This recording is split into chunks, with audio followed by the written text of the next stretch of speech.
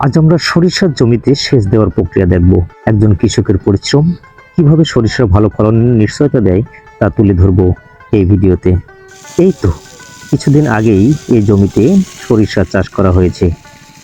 সরিষা চাষের জন্য নিয়মিত সেচ দেওয়া অত্যন্ত গুরুত্বপূর্ণ।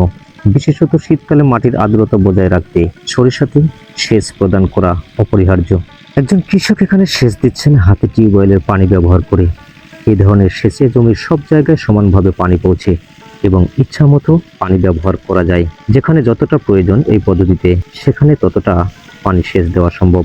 একজন কৃষকের পরিশ্রমের ফলে আমরা পাই ভালো মানের সরিষার তেল। তবে তার এই পরিশ্রম শুধু ফলনের জন্য নয়, বরং মাটির স্বাস্থ্য ও ফসলের গুণগত মান বজায় রাখার জন্য যথেষ্ট। সঠিকভাবে সেচ দেওয়া হলে সরিষার জমি সবুজ সতেজ হয়ে ওঠে। এটি গাছের শিকড়কে শক্তিশালী করে এবং ভালো ফলন নিশ্চিত করে।